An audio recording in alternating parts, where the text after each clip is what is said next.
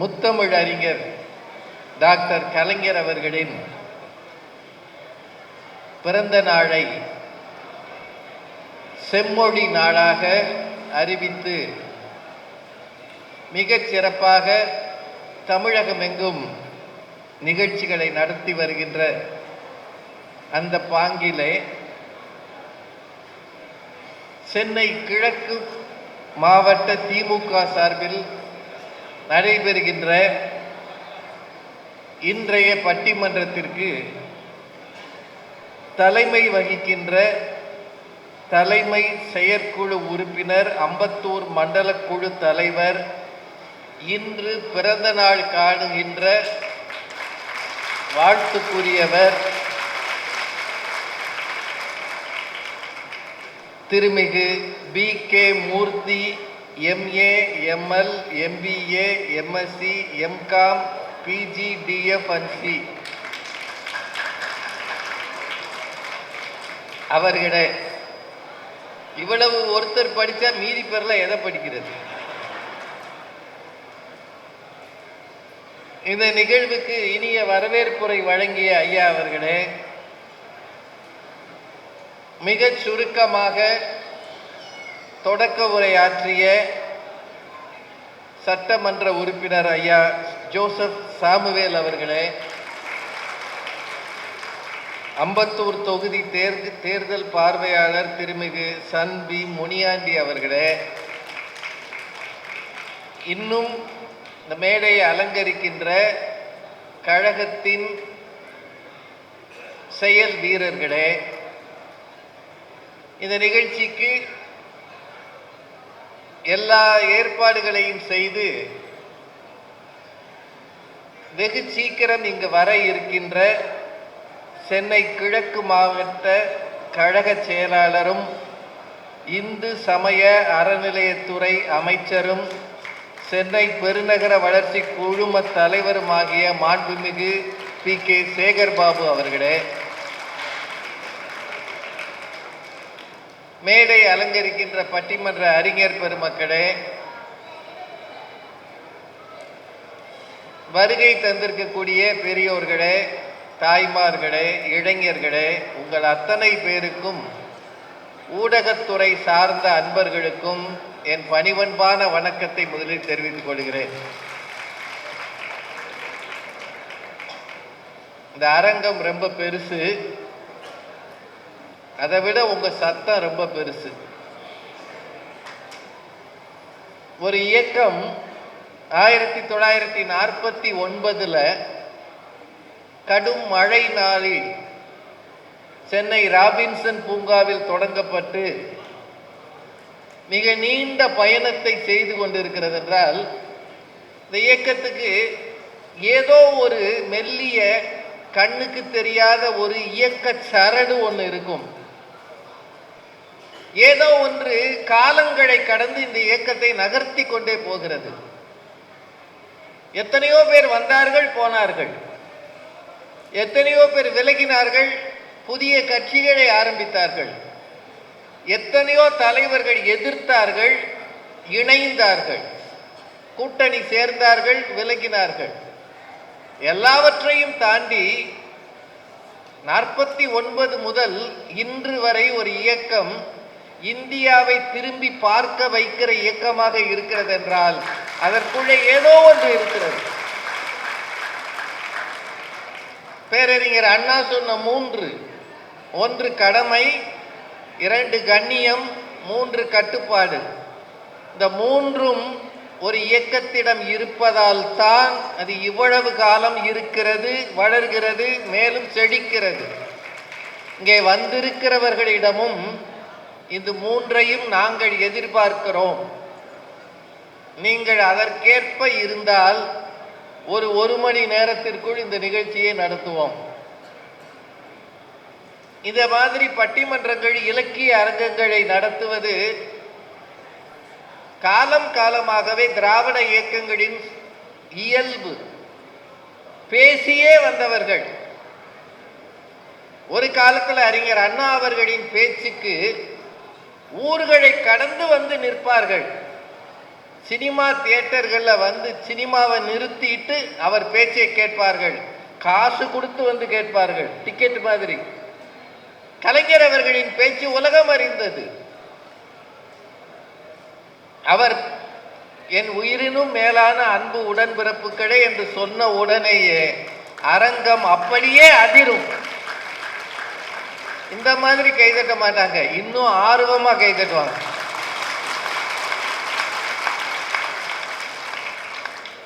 அப்படியெல்லாம் ஒரு இயக்கத்தை ஒரு குரல் கட்டி போட்டது, ஒரு முகம் கட்டி போட்டது. தன்னை வெல்பவன் தரணியை வெல்வான் என்று அண்ணா அடிக்கடி சொல்வார். அதற்கு இலக்கணமாக இலக்கியமாக இருந்தவர் முத்தமிழறிஞர் டாக்டர் கலைஞர் அவர்கள். எவ்வளவு காலம்? 61 ஆண்டுகள் சட்டசபையின் உறுப்பினராக இருந்தார்.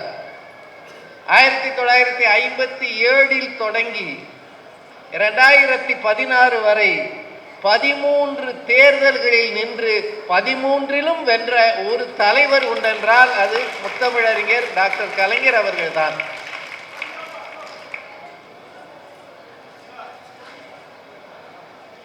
குழித்தலையில் தொடங்கி திருவாரூர் வரை மிக நீண்ட பயணம்.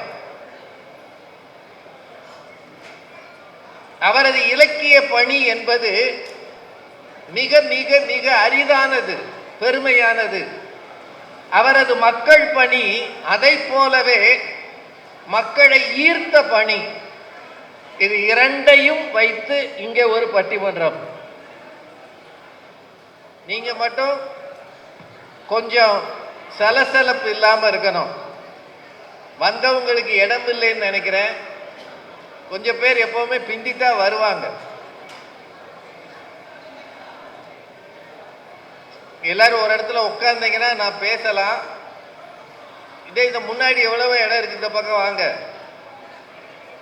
அவங்கள ரெகுலேட் பண்றவங்க பேசுறதே இன்னும் ஜாஸ்தியா இருக்கு இல்லையா? உட்காந்துருவாங்க ஐயா, பேசாம உட்காந்துருங்க. ஏன்னா நாங்க கட்சி கூட்டம் நடத்துறவங்க இல்லை, உங்களுக்கு எல்லாம் தெரியும். பட்டிமன்றம் நடத்துறவங்க. இந்த கட்சி கூட்டங்கள்ல இந்த ஒரு பெரிய கல்யாண பத்திரிகையில பேர் போட்ட மாதிரி போட்டிருக்கீங்க. அதை தலைவர் வாசிச்சாரு, ஐயா சட்டமன்ற உறுப்பினர் வாசிச்சாரு. அவ்வளவையும் வாசிச்சோம்னா விடிஞ்சிரும். உண்மைதானுங்க? இவ்வளவு பேரையும் போட்டு அத்தனையும் வாசிச்சோம்னா அடுத்த நாள் ஆயிடும்.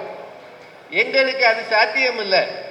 நான் வந்திருக்கிற அத்தனை பேரும் முக்கியமானவர்கள்ன்றது இதுலயே தெரியுது. அதனால நீங்க அமைதியா இருந்தீங்கன்னா இந்த 4 பேர் பேசுவாங்க. ஒரு பெரிய சரித்திரம் படைத்த மாமனிதரை பற்றி ஒரு பட்டிமன்றம் நடத்த இங்கே எங்களை அழைத்து இருக்கிறார்கள். சரித்திரம் படைத்தவர்.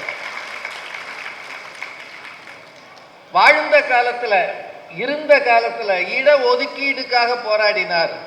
மறைந்த பிறகும் இடத்தை அடைவதற்காக போராடினார். சட்ட போராட்டம். அதுதான் ஆச்சரியம். 61 ஆண்டுகள் சட்டமன்ற உறுப்பினராக இருந்தவர். 13 தேர்தல்களில் தொடர்ந்து வென்றவர். அவருடைய முதல் சட்டமன்ற உறுப்பினர் ஆனது குடித்தலைன்ற தொகுதியில். உங்க எல்லாருக்கும் தெரிஞ்சிருக்கும் நினைக்கிறேன். இப்ப இந்த கூட்டத்தில் நாங்க பேசும்போது புதுசா எதையும் சொல்ல முடியாது. ஏற்கனவே நீங்க அடிக்கடி மீட்டிங் போட்டு தெரிஞ்சதை தான் சொல்றேன். ஆனாலும் கொஞ்சம் கேட்டீங்கன்னா இது நல்லா இருக்கும். குறிப்பா பெண்கள் பகுதியில் நிறைய பேர் மொபைல்ல பேசிட்டு இருக்கீங்க. இந்த மொபைல் வந்த பிறகு பெருங்கஷ்டம் என்னன்னா எல்லாரும் பேச்சாளர் ஆயிட்டாங்க. நாங்க பேசும்போது அங்க ஒரு ஆள் பேசிக்கிட்டு இருக்கோம், ஹலோ அப்படின்னு. அதை விட பெருங்கஷ்டம் என்னன்னா முன் வரிசையில் உட்காந்து சில பேர் வாட்ஸ்அப் பார்த்துக்கிட்டு இருப்பாங்க. வாட்ஸ்அப்பு, ரீல்ஸு, ஃபேஸ்புக்கில் அப்பதான் அவர் ஆக்டிவா இருப்பார். அதெல்லாம் நமக்கு பரிதாபமா இருக்கும். ஏன்னா பேச்சு என்பது ஒரு கலை. எந்த ஒரு கலையும் வீணாக பயன்படுத்தவே கூடாது. பேச்சு கலையால் தான் ஆட்சிக்கு வந்தவர்கள் நீங்கள். அந்த பேச்சு கலையை நீங்க மதிச்சீங்கன்னா தான் நல்லது. வர வர பேச்சாளர்கள் எண்ணிக்கையே குறைஞ்சு போச்சு. அதையும் உங்களுக்கு தெரியும். இந்த ஒரு செய்தியை சொல்லிட்டு நான் இவங்களை பேச வைக்கிறேன். குடித்தலை தொகுதி என்பது திருச்சி மாவட்டம். கலைஞர் அன்றைக்கு 57ல் நிற்க விரும்பியது நாகப்பட்டினம் தொகுதி.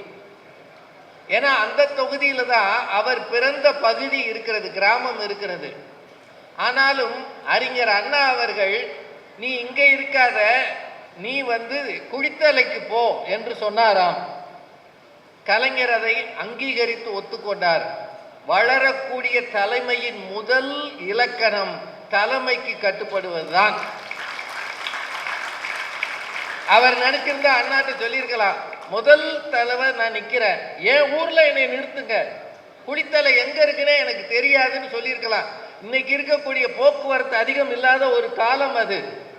ஏன் அவர் இவ்வளவு பெரிய தலைவரானான்றதுக்கு நீங்க அடிப்படையை யோசிச்சு பார்க்கணும். தலைமைக்கு முதலில் கட்டுப்பட்டார், குடித்தலைக்கு போனார். கலைஞர் அங்க எப்படி ஜெயிச்சார்? அந்த காலத்துல இந்த மீடியா கிடையாது, ஒன்றும் கிடையாது.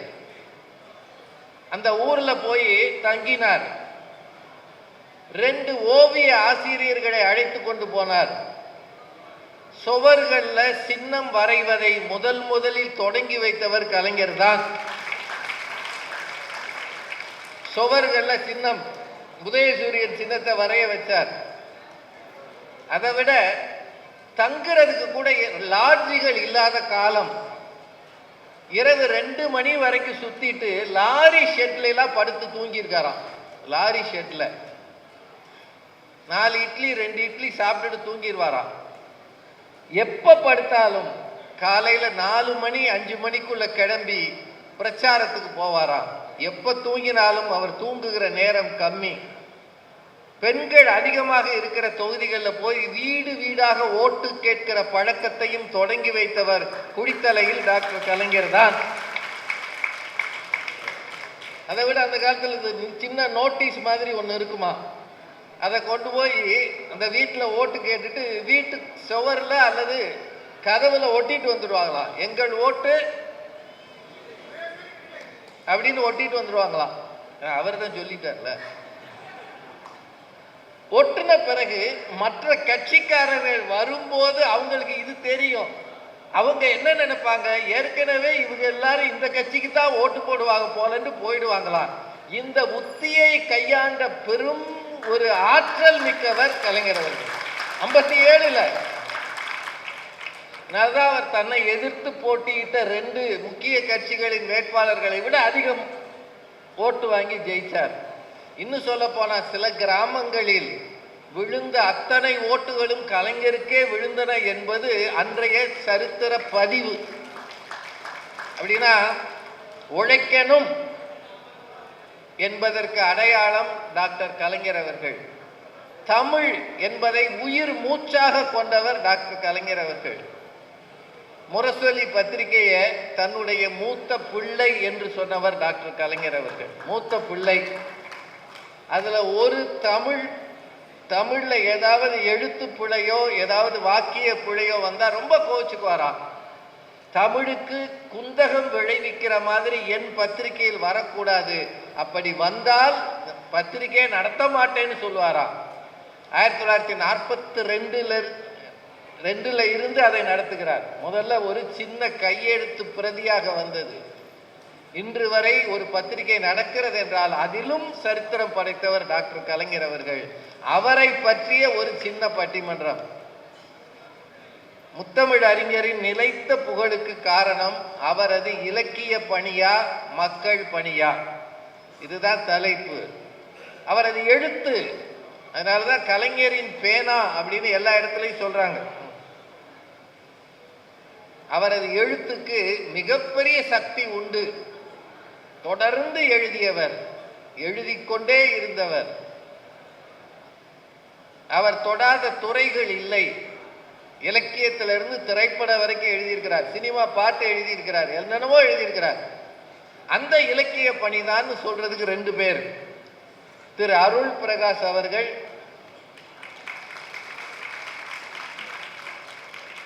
அவர் ஒரு ஆசிரியர். அவர் சொல்றாரு இலக்கியம் தாங்க, அதுக்கு பிறகுதான் மக்கள் பணி அப்படின்னு சொல்றாரு. அவரோடு இணைந்து பேசுவதற்கு தம்பி லட்சுமி நாராயணா. வளர்ந்து வருகிற பேச்சாளர். புதுசா ஆள் வேணும்ல. என்னங்க, எந்த ஒரு இயக்கமோ எந்த ஒரு கலை வடிவமோ வளரணும் அப்படின்னா புதிய ஆட்களை தேட வேண்டும். இளைஞர்கள் சேராத இயக்கம் நெருக்கடிக்குள்ளாகும். இதை நினைவில் வச்சுக்கோங்க. நிறைய பேர் நாங்க இருந்தா போதும், எவனை விடப்படாதுன்னு நினைப்பாங்க. அந்த நினைப்பு இருக்கக்கூடாது. எங்க பட்டிமன்றங்களையும் இளைஞர்களை நாங்க வரவேற்கிறோம். ஏன்னா இது யாரோ ஒரு சிலருக்கு சொந்தமானது அல்ல. இளம் ரத்தம் பாய்ச்சப்பட்டால்தான் இயக்கமும் வளரும், கலைகளும் வளரும் என்பதால் இளம் பிள்ளை லட்சுமி நாராயணாவர். இல்லைங்க, மக்களுக்காக அவர் ஆற்றிய தொண்டு, கட்சி தலைவராக, அரசியல் அறிஞராக, முதலமைச்சராக, 5 முறை முதலமைச்சர், 19 ஆண்டுகள் முதலமைச்சராக இருந்தவர் டாக்டர் கலைஞர் அவர்கள். 19 வருஷம். உங்களுக்கு நினைவு இருக்குதா? 19 இயர்ஸ்.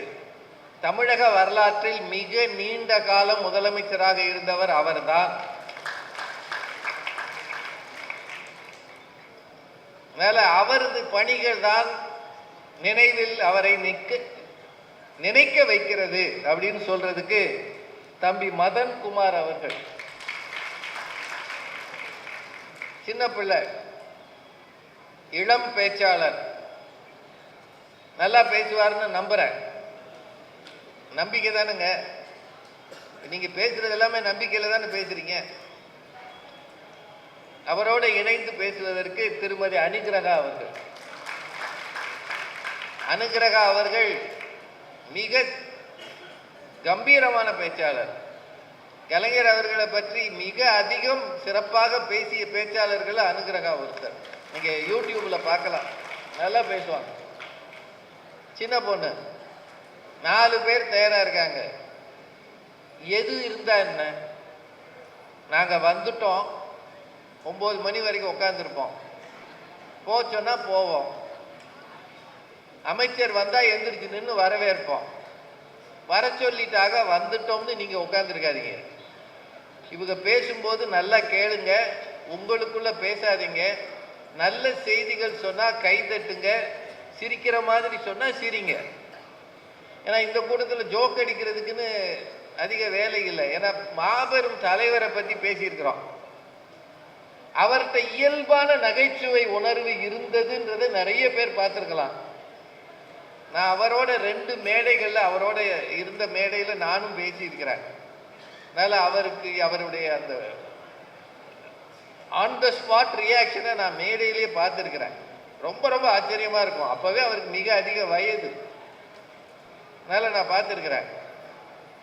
ஒரு முறை ஒரு ஆங்கில பத்திரிகை நிருபர் அவர்கிட்ட கேட்டாராம், மே டேக்கு என்ன சொல்றீங்க அப்படின்னு. அவர் மேடைக்கு போகும் முன்னாடி கேட்டாராம், மே டேக்கு என்ன சொல்றீங்க? அவர் இங்கிலீஷ் பத்திரிகை. What you want to say about May Day? அவர் உடனே சொன்னாரா, மேடையில் சொல்றேன், நான் மேடை பத்தி மேடையில் சொல்றேன். ஒரே வரி. அவர் இங்கிலீஷ் பத்திரிகை நிருபர் ஆச்சரியமா சிரிச்சுக்கிட்டே போயிருக்கிறார். அந்த மாதிரி நகைச்சுவை உணர்வு மிக்கவர் கலைஞர் அவர்கள். அவர் பேச்சு, நீங்க பழைய பேச்சு நிறைய இருக்கு. கவியரசர் கண்ணதாசனை பத்தி அவர் ஒரு பேசியிருக்கிறார். அதை கேட்டு பாருங்க, அவ்வளவு அருமையா இருக்கும். முழுசு சிரிக்கலாம். அந்த மாதிரி ஒரு பெரிய அறிஞர். அவரது இலக்கிய பணியா மக்கள் பணியா, எது அவரை நம் நினைவுக்கு கொண்டு வருகிறது என்று பேசுவதற்கு 4 அறிஞர்கள் வந்திருக்கிறார்கள். நீங்க மட்டும் உற்சாகமா கேட்கணும் என்று சொல்லி இலக்கிய பணியே என்று சொல்ல வருகிறார் உங்கள் சார்பிலே திரு அருள் பிரகாஷ் அவர்கள். அவரை அன்போடு அழைத்து அமைகிறேன். நன்றி, வணக்கம்.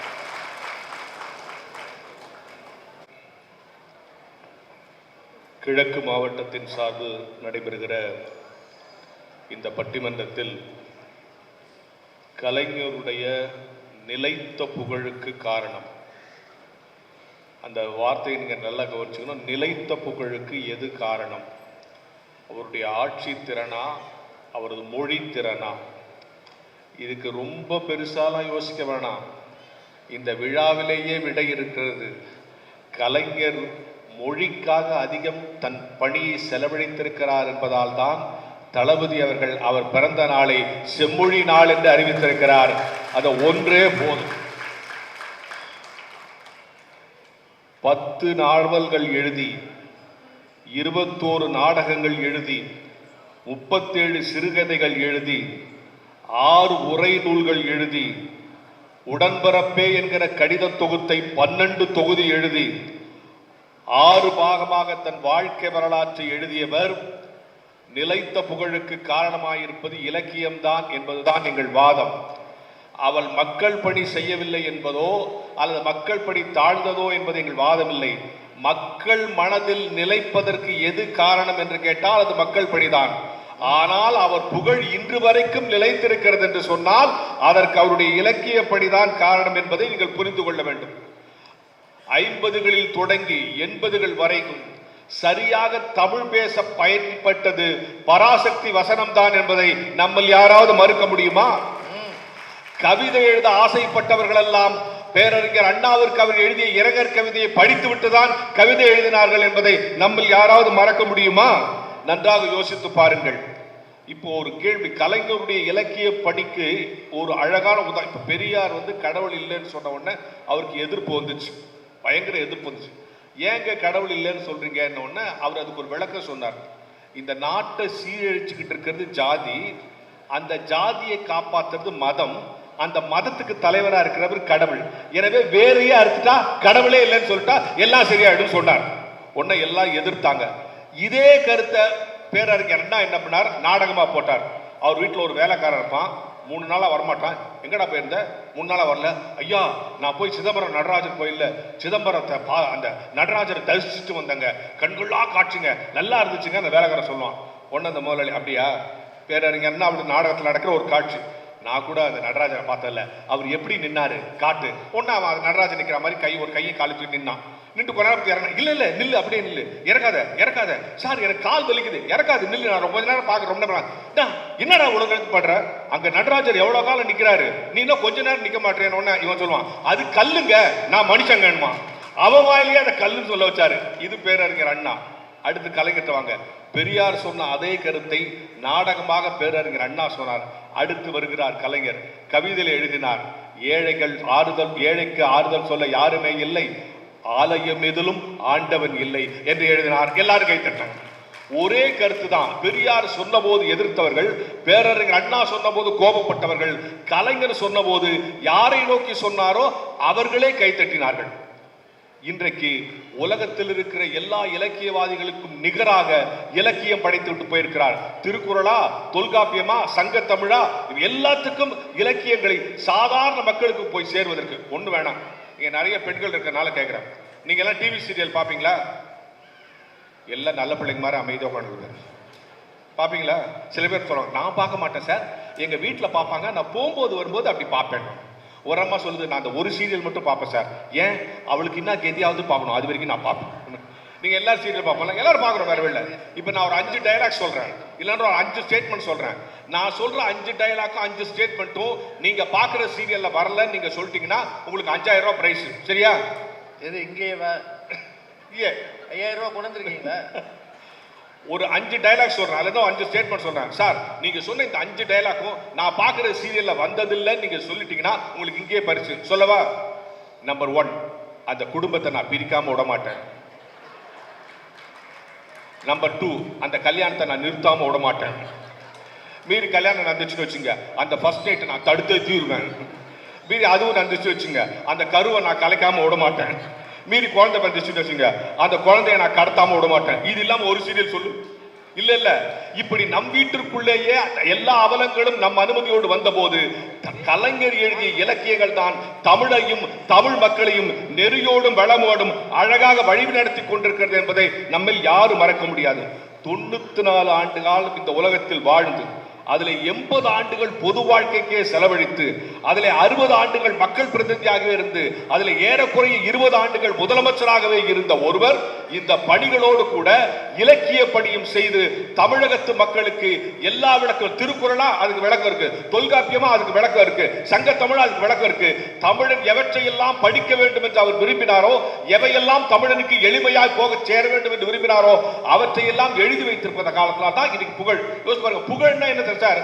ஒரு காலத்துல பி.யு. சின்னப்பா, எம்.கே. தியாகராஜ பகவதர் அவர் இருந்தாங்க. அதுக்கப்புறம் எம்.ஜி.ஆர். சிவாஜி வந்தாங்க. அப்படி ஒரு ரெண்டு ரிட்டையரா வந்தாங்க. ஒவ்வொரு காலகட்டத்தில் ஒவ்வொருத்தரும் மறைஞ்சிடறாங்க. மறைந்திருவது புகழ் அல்ல, எது நிலைத்திருக்கிறதோ புகழ். எத்தனை நூல்கள் வந்தாலும் திருக்குறள் நிலைத்திருக்கிறதே அது புகழ்.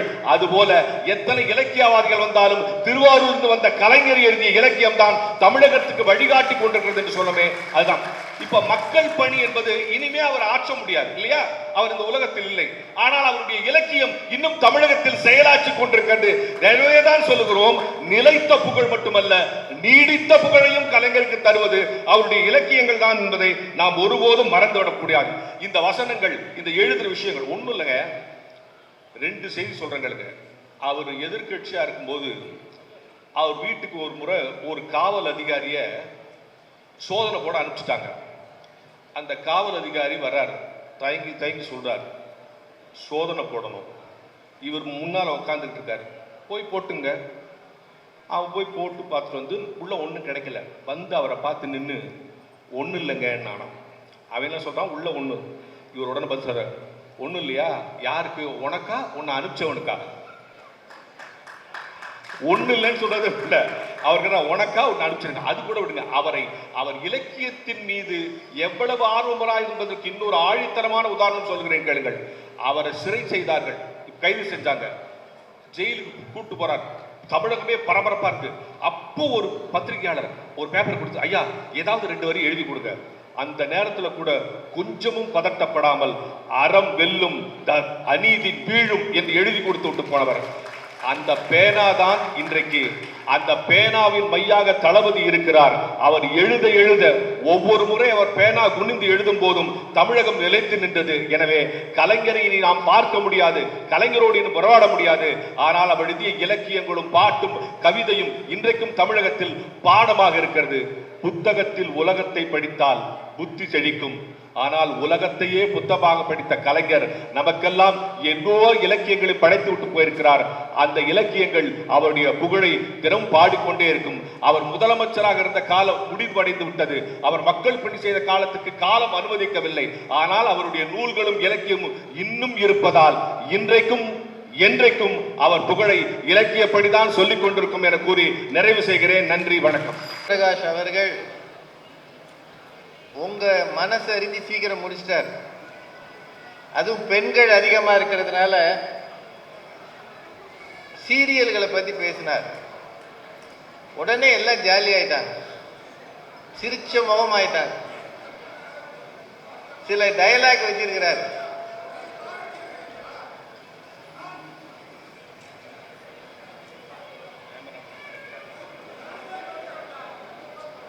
என்னையா பிரச்சனை?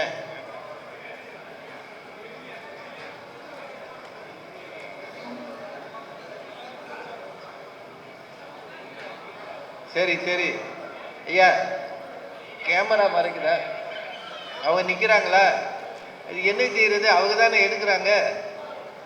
அதை வச்சுட்டு உட்காந்துருங்க ஐயா, தயவு செய்து. நீங்கள் எங்களை வளைச்சி வளைச்சி எடுக்கிற எங்களுக்கு ஒன்றும் இல்லையா, சும்மா உட்காந்துருங்க. அவர் ரொம்ப நல்லா பேசியிருக்கிறார். இடையிடையே இந்த கடவுள் மறுப்பு இதை பத்தி எல்லாம் சொன்னார். அது அந்த கால சிந்தனை. அது அண்ணா அவர்கள் ஒன்றே குலம் ஒருவனை தேவன் முடிச்சார். இலக்கியம் என்பது காலம் கடந்து நிற்கும், மக்கள் பணியை தள்ளவில்லை. இந்த நிகழ்ச்சியே செம்மொழி தினம், செம்மொழி நாள் என்று அறிவித்ததனால் வந்தது. அப்படின்னா மொழியையும் அவரையும் பிரிக்க முடியாது. முழு காரணம் அவரது இலக்கிய பணிதான் அப்படின்னு சொல்லியிருக்கிறார். அவருக்கு வாசிக்கிற பழக்கம் மிக மிக அதிகமாக இருந்தது.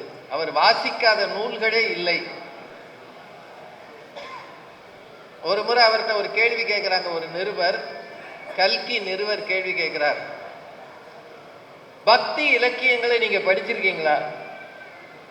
பக்தி இலக்கியங்களை எடுத்து விட்டால் மொழியில் பெரும் பகுதி இல்லாமல் போகுமே. இது கலைஞர்கிட்ட கேட்ட கேள்வி ஒரு நிருபர். அதுக்கு அவர் சொன்ன பதில், நான் பக்தி இலக்கியங்களில் தோய்ந்து மகிழ்ந்திருக்கிறேன். இது கலைஞர் பதில். அது மட்டும் இல்லை, எனக்கு மாணிக்க வாசகர், சேக்கிழார், ராமானுஜர், வள்ளலார் இவர்களை ரொம்ப பிடிக்கும். இவங்க எல்லாரும் ஆன்மீகவாதிகள், பக்தி இலக்கியம் பாடியவர்கள். இது கலைஞர் பதில். அப்படின்னா பராசக்தியில் தொடங்கி அவர் நிறைவு காலத்தில் யாரை பத்தி எழுதினார்? என்னங்க, ராமானுஜர். பக்தியில் புரட்சி பண்ணியவர், வைணவ உலகத்தில் பெரும் மாற்றத்தை கொண்டு வந்தவர் ராமானுஜர். அவரை பத்தி தான் அவர் சீரியல்ல எழுதினார், கதை வசனம். அப்படின்னா அவரது இலக்கிய பணி நிற்கும், காலம் கடந்து நிற்கும். அருள் பிரகாஷ் பேசியிருக்கிறார். என்னங்க அவர் பேசினது கேட்டீங்களா? உங்கள் சார்பிலே அவருக்கு நன்றியும் பாராட்டுகளும்.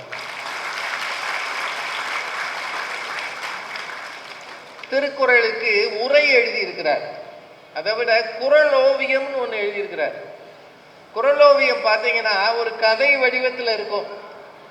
ஒரு காலத்தில் தமிழறிஞர் சாலமன் பாப்பை அவர்கள் சன் டிவியில் காலையில் பேசுவார், 90களில் இருந்து. அதில் கதை மாதிரி சொல்லி ஒரு குறளை விளக்குவார். அதுதான் அவரது சிறப்பு. அது போலவே ரொம்ப அருமையான காட்சிப்படுத்தி கலைஞர் அவர்கள் குறளோவியம் படைத்தார். தொல்காப்பிய பூங்கா என்கிற நூலை அவர் தந்தார். தொல்காப்பியெல்லாம் தமிழ்ல ரொம்ப படித்தவங்களுக்கே கஷ்டம். ஆனால் அவர் தொல்காப்பிய பூங்கா தந்தார். எத்தனை கதைகள், எத்தனை நாவல்கள், எத்தனை கட்டுரைகள், எத்தனை பக்கங்கள் எழுதினார். இந்தியாவில் மகாத்மா காந்திக்கு அப்புறம் அதிக பக்கங்கள் எழுதியவர் என்கிற வரிசையில் கலைஞர் அவர்கள் இருக்கிறார் என்றால் அதுதானே சிறப்புன்னு இவர் பேசியிருக்கிறார். இப்போ இதுக்கு பதில் சொல்லணும். தம்பி வாங்க. மதன் குமார், மக்கள் பணியே. இந்த மாதிரி ஆளுகளுக்கெல்லாம் கொஞ்சம் கை தட்டினாதான் பேசுவாங்க.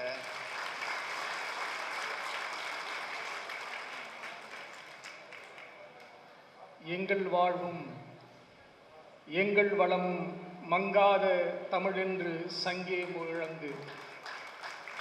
சங்கம் வைத்து தமிழ் வளர்த்த மதுரையில் காலம் எங்களுக்கு ஒரு நடமாடும் சங்கத்தமிழை தந்தது. அந்த நடமாடும் சங்கத்தமிழோ காலத்திற்கு ஏற்ப ஒரு சமகால தமிழை தந்தது. அந்த சமகால தமிழின் உச்சத்தில் இருக்கக்கூடிய பட்டிமண்டபத்தினுடைய நடுவர் ஐயா ராஜா அவர்களுக்கும், தூற்றுபவர் தூற்றட்டும், புழுதிவாரி போற்றுபவர் போற்றட்டும், அன்னை தமிழ்நாட்டில் ஆன்மீகத்திற்கு எந்த குறையும் இல்லை என்று 4 ஆண்டுகளாக அந்த தேரை வடம்பிடித்து இழுத்து வந்து எந்த சிக்கலிலும் கொண்டு வந்து சேர்க்காத மாண்புமிகு இந்திய சமய அறநிலைத்துறை அமைச்சர் ஐயா PKS அவர்களுக்கும், பட்டிமண்டபத்தில் பேசவிருக்கிற அறிஞர் பெருமக்களுக்கும், எங்கள் உணர்வோடு தங்கள் உணர்வை இணைத்து அமர்ந்திருக்கிற தாய் தமிழ் உறவுகள் அத்தனை பேருக்கும் என் அன்பின் வணக்கம். அண்ணன் பேசுறதுக்கு பிறகு நான் பேசுறதுங்கிறது கொஞ்சம் சிக்கலான விஷயம்தான். ஏன்னா அவருக்கு அனுபவம் அதிகம். துவக்கத்தில் ஒன்று சொன்னார் பார்த்தீங்களா, தலைப்புல போட்டாரு, செம்மொழி நாள் தானே அறிவிச்சிருக்கிறாங்க. அவர் இலக்கிய பணிக்கு, முத்தமிழறிஞர் தலைவர் கலைஞரினுடைய இலக்கிய பணியை கொண்டாட வேண்டும் என்பதற்காகத்தானே தலைவர் இன்னைக்கு செம்மொழி நாள் அறிவிச்சிருக்காருன்னு சொன்னார். ஆனா வரலாறு என்ன தெரியுங்களா? அதுக்காக அறிவிக்கலைங்க. ஏன் தெரியுங்களா? இது நேற்றோ இன்றோ முந்தானத்தோ திட்டமிட்டதல்ல. 1856 கால்டுவெல் துவங்கினார். அதற்கு பிறகு VK சூரியநாராயண சாஸ்திரி என்கிற பரிதிமா கலைஞர் போராடினார். மொழிநாயகர் தேவநேய பாவாணர் போராடினார். வள்ளல் பாண்டித்துரை தேவர் போராடினார். திருவிக்கா போராடினார். ஒரு நூற்றாண்டுகளாய் போராடி எவராலும் வெல்ல முடியாததை என் உயிர் மூச்சு உள்ளவரை அதை நிகழ்த்தி காட்டுவேன் என்று இந்த மண்ணில் தன் மொழியை செம்மொழி என்று அறிவித்த ஒரு முதல்வனை கொண்டாட வேண்டும் என்பதற்காக கொண்டாடி இருக்கிறாங்க. நான் இன்னொரு கேள்வி வைக்கிறேங்க. தமிழுக்கு தானே செம்மொழி வாங்கி கொடுத்தாரு. நீங்க என்ன நாள் அறிவிச்சிருக்கணும்? தமிழ் செம்மொழி நாள் என்று தான் அறிவித்திருக்கணும். ஏன் செம்மொழி நாள் அறிவிச்சீங்க? இந்திய திருநாட்டில் 11 மொழிகள் செம்மொழிகளாய் அறிவிக்கப்பட்டிருக்கிறது. தலைவர் ஒரு வழியை காட்டுகிறார். நான் செம்மொழி அடைந்து விட்டேன், திராவிட மொழி குடும்பமே என்னை பின்தொடர்ந்து வா, நீயும் செம்மொழி என்கிற அந்தஸ்தை பெறு என்கிற அந்த தலைவனை கொண்டாட வேண்டும் என்பதற்காக செம்மொழி என்று அறிவித்திருக்கிறாங்க. தலைவரிடத்துல போய் கேட்கிறாங்க. ஒரு முறை இலக்கிய பணின்னு ரொம்ப அருமையா பேசினாங்க.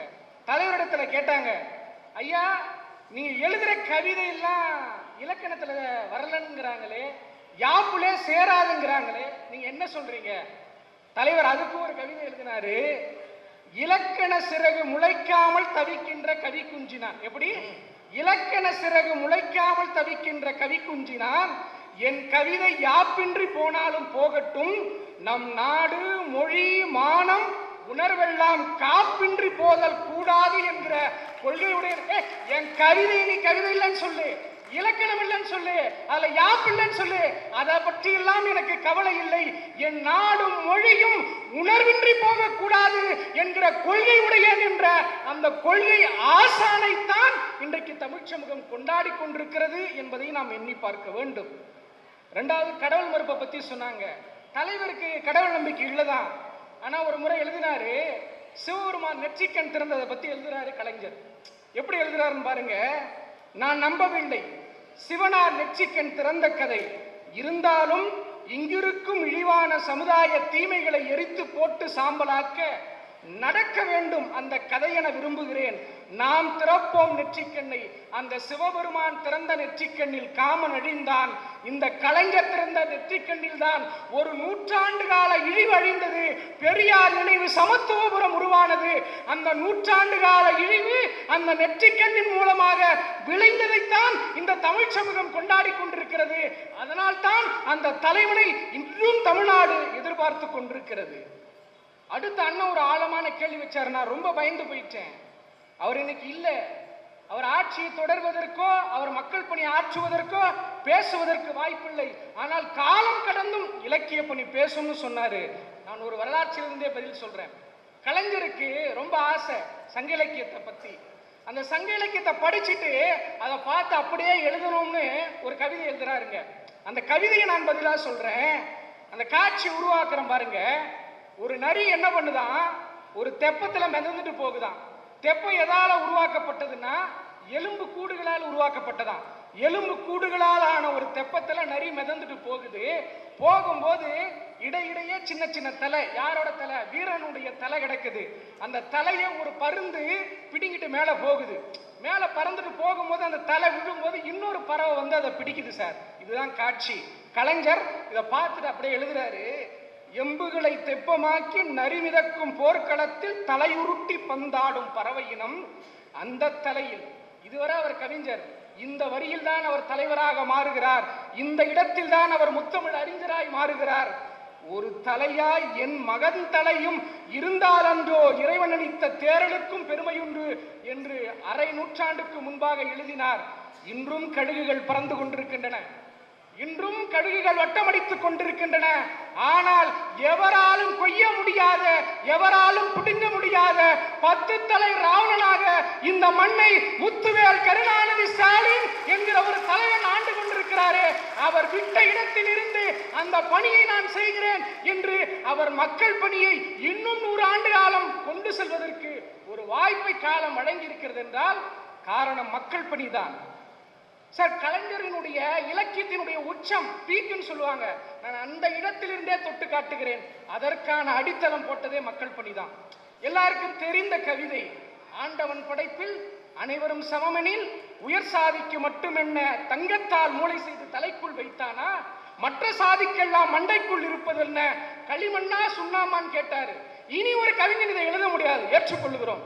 அந்த இலக்கிய பணியை நாங்கள் கொண்டாடுகிறோம், இல்லை என்று சொல்லவில்லை. அந்த ஏக்கத்தை இறக்கி வைத்தது எப்போது? பிற்படுத்தப்பட்ட மக்களுக்கு 31%, தாழ்த்தப்பட்ட மக்களுக்கு 18% என கல்வியிலும் வேலை வாய்ப்பிலும் இடஒதுக்கீடு கொடுத்ததின் மூலமாய்த்தான் அந்த இலக்கிய பணியின் உச்சமே மக்களால் கொண்டாடப்பட்டது என்றால் அந்த மக்கள் பணிதான் இங்கு முதன்மையானது என்பதை நாம் எண்ணி பார்க்க வேண்டும். நான் ரொம்ப எளிமையா சொல்றேங்க. அண்ணன் சொன்னாரு பராசக்தி வசனத்தை பத்தி. நான் எளிமையா சொல்றேன். டைட்டில் கார்டில் அவர் பேர் வந்ததை பற்றி நீங்கள் பேசுகிறீர்கள். டைட்டில் பார்க்க தான் எங்கள் தலைமுறைக்கே சோறு போட்டது என்பதை பற்றி நாங்கள் பேசுகிறோம். மனோகராவில் வசனம் எழுதியதை பற்றி நீங்கள் பேசுகிறீர்கள். அவர் தந்த மானியம்னால் தான் எங்கள் வீட்டில் அடுப்பெரிந்தது என்பதை நாங்கள் பேசுகிறோம். காப்பியம் படைத்ததை நீங்கள் பேசுகிறீர்கள். அவர் தந்த காப்பீடு திட்டம் தான் இங்கு பல தலைமுறையை வாழ வைத்தது என்பதை நாங்கள் பேசுகிறோம். கையெழுத்து பிரதி எழுதி தமிழ் வளர்த்ததை பற்றி நீங்கள் பேசுகிறீர்கள். கை நாட்டு போட்டுக் கொண்டிருந்தவன் இன்றைக்கு கையெழுத்து போடுகிறானே, அதற்கு அந்த தலைவன் தான் உழைத்தான் என்று நாங்கள் பேசுகிறோம். குரலோவியத்தை பற்றி நீங்கள் பேசுகிறீர்கள். குரலற்றவரின் குரலாய் அந்த தலைவன் தான் கடைசி வரை ஓங்கி ஒழித்துக் கொண்டிருந்தான் என்பதை பற்றி நாங்கள் பேசுகிறோம். சிலப்பதிகாரத்தை பற்றி சொன்னாங்க. ஒன்னு சொல்லவா, கண்ணகியை காவல் தெய்வம் ஆக்கியது வேண்டுமானால் அவர் இலக்கிய பணியாக இருக்கலாம். காவல் நிலையத்தில் கண்ணியை கொண்டு வந்தது அந்த தலைவன் தான். நான் நிறைவாக இப்படி சொல்லி முடிக்கிறேன். தலைவர் கலைஞரினுடைய இலக்கிய பணி உயர்வா மக்கள் பணி உயர்வா என்பதை காலம் தீர்மானிக்கும். காலம் எப்படி தீர்மானிக்கும்? என் நிலப்பரப்பை விட்டும் தலைவர் சிந்திக்கப்படுகிறார். ஏன் தலைவர் தமிழ்நாடு மட்டும்தான் கொண்டாடுதா? மேற்கு வங்காளம் கொண்டாடுது, ஆந்திரா கொண்டாடுது, ஒடிசா கொண்டாடுது, யூபியிலும் பேசுகிறார்கள். காரணம் என்ன? ஒரே ஒரு செய்தியோடு நான் நிறைவு செய்கிறேன். கலைஞரினுடைய 100ஆண்டு விழா. வங்க ஆய்வாளர் கர்கா சட்டர்ஜி ஒரு வார்த்தையை சொல்லுகிறார். அந்த வார்த்தை இந்த தலைப்புக்கு பொருத்தமாக இருக்கும் என்று நினைக்கிறேன். அவர் சொல்றாரு, கலைஞரை போல் எங்களுக்கு போராடுவதற்கு ஒரு தலைவன் இல்லை என்கிற ஏக்கம் எங்களுக்கு இருக்கிறது. அதனாலே அவரை எங்களில் ஒருவராய் பார்க்கிறோம். அடுத்த ஒரு வரி சொன்னார், அதுதான் சத்தியம். அவர் மக்கள் பணியா இலக்கிய பணியா என்பதற்கு இந்த வார்த்தை தான் சாட்சி. அந்த தலைவன் சொல்லுகிறார், இந்தி மொழி பேசக்கூடிய இந்தியர்களுக்கு கிடைக்கக்கூடிய சுயமரியாதையும் கண்ணியமும் இந்தி மொழி பேசாத பல கோடி இந்தியர்களுக்கும் கிடைக்க வேண்டும் என்று நினைக்கிற ஒவ்வொரு இந்தியனாலும் கலைஞர் என்கிற மாபெரும் கழகக்காரன் நினைவு கூறப்படுவான் என்கிற அந்த வார்த்தை மக்களின் வார்த்தையாக, இந்த மண்ணின் வார்த்தையாக ஒலித்துக் கொண்டிருக்கிற வரை அவரின் மக்கள் பணிதான் அவரின் புகழை நிலைத்து நிற்க செய்யும் என்று சொல்லி நல்லதொரு வாய்ப்புக்கு நன்றி கூறி விடைபெறுகிறேன். நன்றி, வணக்கம். இளைஞர் ரொம்ப கம்பீரமா, ரொம்ப சப்தமா, உணர்ச்சி வேகத்துல பேசுறார். நிறைய படிச்சிருக்கிறார். ஒரு கவிதையும் சொல்லி கவிதை எழுதினது சரி, இது சட்டமாவதற்கு அவர் மக்கள் பணி செய்ததால் தானே அது சட்டமானது அப்படின்னு கொண்டு வந்து சேர்க்கிறார். இலக்கியத்தை வாங்கிக்கிறார். அதே சமயம் அது நடைமுறைக்கு வந்தது எப்போது அப்படின்னு கேட்கிறார். உண்மையிலேயே அந்த தம்பி பேசினது உங்களுக்கு புரிஞ்சதுங்களா?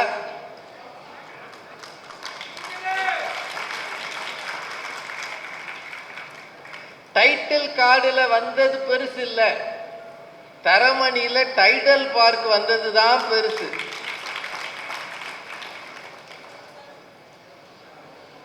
இலக்கியத்துக்கு காப்பாக இருந்தது பெருசு இல்ல, முதலமைச்சரின் காப்பீட்டு திட்டம் வந்ததுதான் பெருசு. கையெழுத்து போட்டவனும் கை நாட்டு போட்டவனும் கையெழுத்து போட வச்சது அவரது ஆட்சி தானே அப்படின்னு கொண்டு வந்திருக்கிறார். இடஒதுக்கீட்டுல இருந்து சமத்துவபுரம் வரைக்கும் எல்லாத்தையும் கொண்டு வந்து பேசிட்டார். பேசினாரா இல்லையாங்க? அவருக்கு எல்லார் சார்பாகவும் பாராட்டுகள்.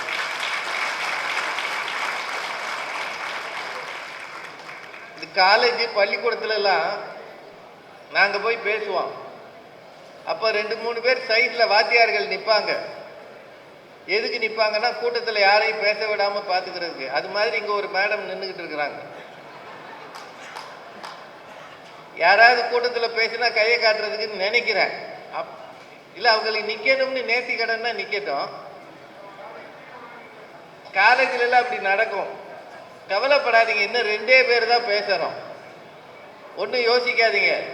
பேசின 2 பேர் நல்லா தொடங்கிட்டாங்க. இன்னொரு இளைஞர் இலக்கிய பணிதான்னு சொல்றதுக்கு காரைக்குடியிலிருந்து வர்றார். காரைக்குடிக்கு தமிழுக்கு ரொம்ப நெருக்கம் உண்டு. தமிழையும் சைவத்தையும் வளர்ப்பவர்கள் காரைக்குடிக்காரர்கள். அது உண்மை. எல்லாத்தையும் விட கம்பன் கழகங்கள் தொடங்கினது காரைக்குடி தான். தமிழ் இலக்கியமான கம்ப ராமாயணத்தை எடுத்துக்கொண்டு உலகம் முழுக்க போகிறவர்கள் காரைக்குடிகள். குன்றக்குடி அடிகளார் அதுக்கு பக்கத்து ஊர்க்காரர் தான். அந்த ஊர்ல இருந்து ஒருத்தர் வந்திருக்கிறார், லட்சுமி நாராயணா.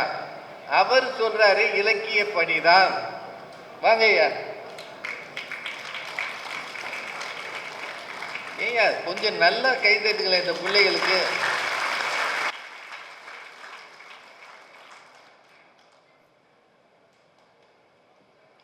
கூட்டத்தை கூட்டுவதில் கூட்டியதோர் கூட்டத்தின் நாட்டத்தை நாட்டுவதில் நற்கலைஞன் நீ இல்லையோ. அந்த சிரிப்பல்லவோ ஆளையெல்லாம் கூட்டி வரும். அந்த சிறு மீசை அப்படியே சிறைப்படுத்தும். சந்திரனை போலே தகதகவென்று ஒளிரும் அந்த வழுக்கையில்தான் அரசியலே உருவாகும் என்று கவியரசர் கண்ணதாசன் போற்றி பாராட்டிய முத்தமிழ் அறிஞரை வணங்கி உரையினை துவங்குகிறேன். எனக்கு முன்னால பேசின சகோதரர் அவர்கள் எங்க அணில நாங்க சொல்ல வேண்டிய விஷயங்கள், கவிதைகள் எல்லாத்தையும் அழகா தொகுத்து உங்கள்கிட்ட கைத்தட்டு வாங்கிட்டு முடிக்கும் போது மட்டும் ரொம்ப புத்திசாலித்தனமா மக்கள் பணியேன்னு முடிச்சிட்டாரு. அவருக்கு தெரிஞ்சதெல்லாம் சொல்லிட்டாரு. அந்த சாமர்த்தியம் ரொம்ப பிடிச்சது உண்மையாவே எனக்கு. நடுவர் அவர்களே, எந்த இடத்திலையுமே கலைஞர் அவர்களுடைய மக்கள் பணியை நாங்கள் குறைத்து பேசவில்லை, குறைத்து பேசவும் முடியாது. பேசிட்டு வீட்டுக்கு போக முடியாது. கலைஞர் அவர்கள் தான் ஆற்றிய மக்கள் பணியின் மூலம் தமிழர்களை தன் தோளில் சுமந்திருக்கிறார். ஆனால் தான் ஆற்றிய இலக்கிய பணியின் மூலம் இறுதி மூச்சு வரை தமிழை தன் நெஞ்சில் சுமந்திருக்கிறார் என்பதைத்தான் நாங்கள் சொல்ல வந்தோம். ஒரு அறிஞருக்கும் நம்முடைய முத்தமிழ் அறிஞருக்கும் என்ன வேறுபாடு? வாழ்க்கையில் எழுதியவர்கள் பலரும் அறிஞராகி இருக்கிறார்கள். ஆனால் எழுதுவதையே தன் வாழ்க்கையாக கொண்டதனால்தான் நம் கலைஞர் முத்தமிழ் அறிஞராகி இருக்கிறார். இப்போ நம்முடைய நடுவர் அவர்கள் கொடுக்க போகிற தீர்ப்புக்கு நம்முடைய தமிழக முதலமைச்சரே ஏற்கனவே அடி எடுத்து கொடுத்துட்டாங்க.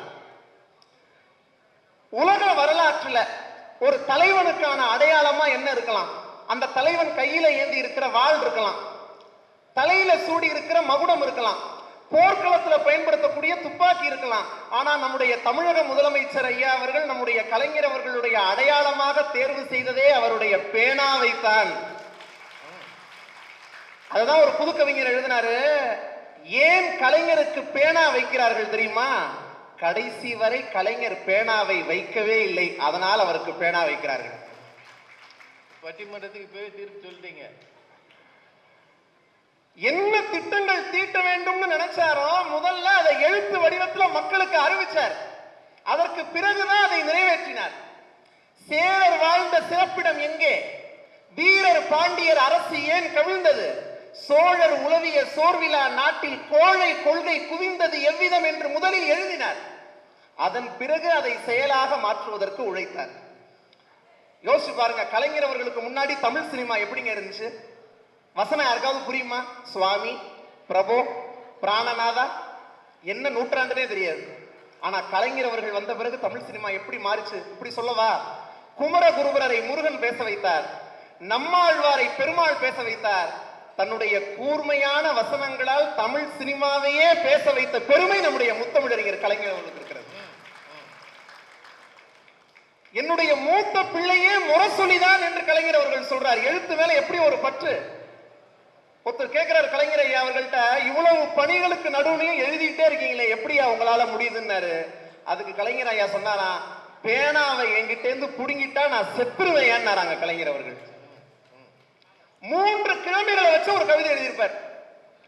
வெள்ளி சனி ஞாயிறு, விவேகம் எனும் வெள்ளி முளைத்து சாதி மத பற்று எனும் சனி தொலைத்தால் சமத்துவம் எனும் ஞாயிறு பிறக்கும் என்று 3 கிழமைகளை வைத்து கவிதை எழுதியவர்.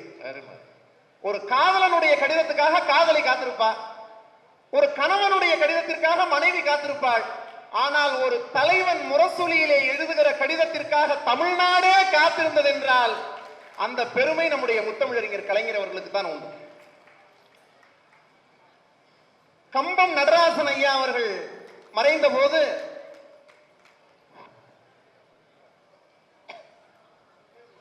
பேசுங்க. அமைச்சர் அவர்களுக்கு எல்லார் சார்பாகவும் வாழ்த்தும் வரவேற்பும். வணக்கம். இல்ல நீங்க நிகழ்ச்சியிலிருந்து வர்றதே ஒரு நிகழ்ச்சி தான். பேசுங்க தம்பி. கம்பம் நடராசன் ஐயா அவர்கள் நம்முடைய கழகத்துல இருந்தவங்க. அவங்க மறைந்த போது ஒரு வரியில எழுதினாருங்க முரசொலியில, போய்விட்டாயா போர்வாள் மீசைக்காரா என்று எழுதினார். அந்த ஒரு வரி இப்போ வரைக்கும் நடராசன் ஐயா அவர்களுடைய அடையாளமாக திகழ்ந்து கொண்டிருக்கிறது. பாடல்களுக்கு மயங்கி கிடந்த தமிழ் சினிமாவை தன்னுடைய வசனங்களால் கட்டி இழுத்த பெருமை கலைஞர் அவர்களுக்கு தான் உண்டு. மனோகரா திரைப்படத்துல வர்ற வசனத்தை மறக்க முடியுமா?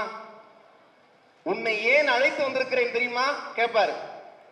தயவு செய்து திருத்திக் கொள்ளுங்கள், அழைத்து வரவில்லை, இழுத்து வர செய்திருக்கிறீர்கள். என்னுடைய கட்டளையை தெரிந்து கொண்டிருப்பாய் நீ அப்படின்னு சொன்ன உடனே, கட்டளையா இது? கரை காண முடியாத ஆசை, பொன்னும் மணியும் மின்னும் வைரமும் பூட்டி மகிழ்ந்து கண்ணே முத்தே தமிழ் பண்ணே என்றெல்லாம் குளவி கொஞ்சி தங்கத்தாலான கட்டிலே சந்தன தொட்டிலே வீரனே என் விழி நிறைந்தவனே தீரர் வழி வந்தவனே என்று யாரை சீராட்டி பாராட்டினீர்களோ அவனை, அந்த மனோகரனை சங்கிலியால் பிணைத்து சபை நடுவே நிறுத்தி சந்தோஷம் கொண்டாட வேண்டும் என்கிற உங்கள் தனியாத ஆசைக்கு பெயர் கட்டளையா தந்தையே? தியேட்டர்ல விசில் பறந்துச்சுங்க அந்த வசனத்துலாம். பராசக்தியில வர்ற வசனங்களை மறக்க முடியுமா? ஆகாரத்திற்காக அழுக்கை தின்று தடாகத்தை சுத்தம் செய்கிறதே மீன், அதை போல நான் செய்வதிலும் சுயநலத்திலும் ஒரு பொதுநலம் கலந்திருக்கிறது. அதனாலதான் கவிக்கோ அப்துல் ரஹ்மான் ஐயா அவர்கள் சொன்னாங்க, பராசக்தி உலகத்தை படைத்தாள் என்று சொல்வார்கள், ஆனால் அந்த பராசக்தியே படைத்தவர் எங்கள் முத்தமிழறிஞர் கலைஞர். சினிமா பராசக்தி. அதுலயும் பேராசிரியர் நாகநாதன் ஐயா அவர்கள் ஒரு திருமண நிகழ்ச்சிக்கு போறாங்க. போய் மணமக்களை வாழ்த்தணும். பொதுவா மணமக்களை வாழ்த்தும் போது எப்படி வாழ்த்துவாங்க? நகமும் சதையும் போல வாழ வேண்டும், மலரும் மனமும் போல இப்படி வாழ்த்துறதான வழக்கம். ஆனா அவர் எப்படி வாழ்த்தினார் தெரியுமா மணமக்களை? தந்தை பெரியாரும் பகுத்தறிவும் போல முதல்ல, இரண்டாவது பேரறிஞர் அண்ணாவும் தமிழ் பண்பாடும் போல, மூணாவது என்ன தெரியுமா? முத்தமிழறிஞர் கலைஞரின், அதாவது திருக்குறளும் கலைஞரின் தெளிவுரையும் போல மணமக்கள் வாழ வேண்டும். அவர் எழுதிய குறளோவியத்துக்கு அப்படிப்பட்ட ஒரு பெருமை. 133 அடியில வள்ளுவருக்கு பிரம்மாண்டமான சிலை. வாலி ஐயா எழுதுறாங்க, எல்லோரும் காகங்கள் உட்காருவதற்கு சிலை தருவார்கள், நீ ஒருவர் தான் மேகங்கள் உட்காருவதற்கு சிலை எழுப்பிய ஒரு தலைவன். எப்படிப்பட்ட ஒரு பற்று அவருக்கு தமிழ் மேல. தன்னுடைய இலக்கிய படைப்புகள்ல அவர் வைக்கக்கூடிய தலைப்புகள் கூட அவ்வளவு புதுமையா இருக்கும். எழுத்தாணி அப்படின்னு ஒரு தலைப்பு, மூணா காணா, பேனா முள் அப்படின்னு ஒண்ணு, எழுதவில்லைன்னு ஒரு தலைப்பு, முழுமையா எழுதியிருப்பார். ஆனா இன்னொரு படைப்புல கவி நயம் சொட்டும், ஆனா அதுக்கு என்ன தெரியுமா தலைப்பு? கவிதை அல்ல, ஆனா முழுக்க கவிதையா இருக்கும். காவிரி தாய்க்கு ஒரு கவிதை எழுதியிருப்பார். பொதுவா நதியை பெண்ணா பாவிச்சு எழுதுறது வழக்கம். அந்த நதி எப்படி வருதான்? குடகுமலை உச்சியிலே கோலம் காட்டி அழகு மகள் காவிரியும் ஆட வந்தாள். வரும்போது இந்த கர்நாடகக்காரங்க அணை கட்டிடுறாங்க. அதை ரெண்டு அர்த்தத்துல சொல்றாரு. ஆட வந்த ஆரணங்கை அடைவதற்கு ஓடி வந்த கர்நாடகத்தான் அணை என்றான். அவன் கையணையை தாண்டி கல்லணைக்குள் நுழைந்து தன் கற்பு நெறி காக்க தஞ்சைக்கு தாவி வந்தாள். சோழ மன்னன் போய் முறையிடுறான். சோழ மன்னன் சொல்றான், உனக்கு திருமணம் ஆயிட்டா எல்லாம் சரியாயிரும், இல்லாட்டி யாராவது முரட்டு போய் இப்படிதான் அணைன்னு சொல்லுவான் உன்கிட்ட. உனக்கான மாப்பிள்ளை யாரு தெரியுமா? அது அடுத்த வரி எழுதுறாரு, பூம்பாவை காவிரியின் புகார் கேட்டு சோழ மன்னன் பூம்புகாரின் கடல் அலையை கணவனாய் ஆக்கி காத்தான். பிறந்த வீட்டை என்றும் மறந்திடாமல் புகுந்த வீட்டு வளம் பெருக வாழ்வதுதான் பெண்மணிக்கு பெருமை என்றால் நம் கண்மணியாம் காவிரிக்கும் அது பொருத்தம்தானே என்று அந்த கவிதை நிறைவு செய்திருப்பார். இப்படி சொல்லி நிறைவு செய்கிறேன். பா விஜய் அவர்களுடைய அந்த வரிகளை சொல்லி, ஆன்மீகத்தை நீங்கள் படைக்கவில்லையாம், அறியாதோர் சொல்லுகிறார்கள். பகுத்தறிவாளர்களின் பகவத்கீதை தானே உங்கள் பராசக்தி. அறிவு பாசறையில் முழங்கிய அரோகரா தானே உங்கள் மனோகரா. உங்கள் பேனாவிலே நீங்கள் மை நிரப்புகிற போதெல்லாம் தென்மண்டல திசை காற்றுக்கு தமிழ் திமிர் முளைக்குதையா. ஒவ்வொரு முறையும் உங்கள் பேனா தலை குனிந்த போதும் தமிழ் மானுடம் தலை நிமிர்ந்தது. பேனா பிடித்து பிடித்தே நீங்கள் பெரு விரலில் சுமக்கின்ற வலி, அதுதான் ஐயா இந்த உலக தமிழர்களையே உணர்ச்சியோடு செதுக்கி இருக்கிற ஒளி என்று பா விஜய் அவர்கள் எழுதினார் என்றால், அந்த பேனாதான் கலைஞர் அவர்களுடைய படைக்கலம். கலைஞர் என்கிற பெயரே தமிழ் இனத்திற்கு அடைக்கலம். சபை எத்தனை, களம் எத்தனை, புகழ் எத்தனை, இந்த நாட்டை ஒரு எழுத்தாளன் ஆண்டார் என்பதுதான் தமிழ் சமுதாயத்தினுடைய ஒப்பற்ற சாதனை என்று சொல்லி கலைஞர் அவர்களுடைய நீடித்த புகழுக்கு, நிலைத்த புகழுக்கு காரணம் அவருடைய இலக்கிய பணியை என்கிற ஒரு நல்ல தீர்ப்பை வழங்க வேண்டும் என்று கேட்டுக்கொண்டு நல்ல வாய்ப்புக்கு நன்றி கூறி விடைபெறுகிறேன். நன்றி, வணக்கம். நான் சொல்லாமலே கை தட்டிட்டீங்க. அமைச்சர் வந்தோடனே அத்தனை பேரும் கை தட்டுறீங்க. நீங்க உட்காருங்க. பல்வேறு பணிகளுக்கு மத்தியில நிகழ்ச்சிகளுக்கு தவறாமல் வந்து சேருகிற அமைச்சர் அவர்களுக்கு மீண்டும் நம் வாழ்த்துகளும் வணக்கம். என்ன பேசுவோம்னு அவருக்கே தெரியும், இருந்தாலும் எப்படிதான் கேட்கிறாருன்னு எனக்கே தெரியல. அவருக்கு தெரியாத பேச்சை யாரும் பேச போறதில்ல. அதை விட இந்த விழாக்களுக்கு அவர் ஒரு புஸ்தகம் போட்டிருக்காரு பாருங்க. எல்லாரும் எழுதி புஸ்தகம் போடுவாங்க, நிகழ்ச்சிகளுக்கு புஸ்தகம் போடுற ஒரே இதை வேற நான் எல்லாருக்கும் கொடுக்கணும். ஒவ்வொரு முறையும் நாங்கள் இந்த மாதிரி புஸ்தகம் வாங்கிட்டு இருக்கோம். இந்தாங்க தம்பி. அதனால இன்னொரு நிகழ்ச்சியை முடிச்சுட்டு வேக வேகமாக இங்க உள்ள வரும்போது கவனிச்சீங்களா, நடுவழியில வந்தா எல்லாரும் திரும்பி பார்ப்பீங்கன்னு சொல்லி பக்கவாட்டில் வந்தார் பாருங்க. எந்த ஒரு மேடையில் இருக்கிறவங்களையும் சலசலப்பு உண்டாக்க கூடாது என்ற பெருந்தன்மையோடு அவர் நினைச்ச இந்த வழியை வந்திருக்கலாம். உடனே நீங்க எல்லாரும் எந்திரிச்சு வணக்கம் போடுவீங்க. எப்படி ஒரு சலசலப்பு ஆகும்? ஏற்கனவே நான் இப்பதான் இந்த சலசலப்பை கண்ட்ரோல் பண்ணி உட்கார வச்சிருக்கேன், அதை திரும்ப கெடுத்துடக்கூடாது. அவர் இந்த பக்கம் வந்தார் பாருங்க, அதுக்கே அவருக்கு எல்லார் சார்பாகவும் வாழ்த்துக்களும் நன்றி. ஏன்னா நாங்க கட்சி கூட்டம் பேச முடியாது, பொதுவாக தான் பேச முடியும்.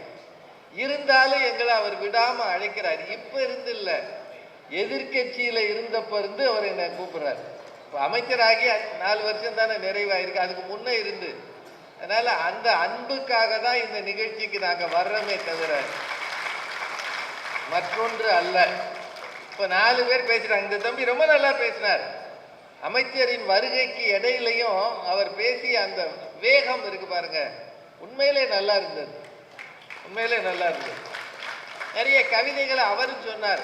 காகம் உட்கார சிலை வைப்பார்கள், திருவள்ளுவருக்கு நீ மேகம் உட்கார சிலை வைத்தாய் கன்னியாகுமரியில். அந்த மாதிரி ரொம்ப நல்லது. நிறைய செய்திகள் அவர் சொல்லியிருக்கிறார். மனோகர வசனம், பராசக்தி வசனம் எல்லாத்தையும் சொல்லி எங்க பணி இலக்கிய பணி அதுதான் முன்னாடி நிற்கிதுன்னு முடிச்சுட்டாரு.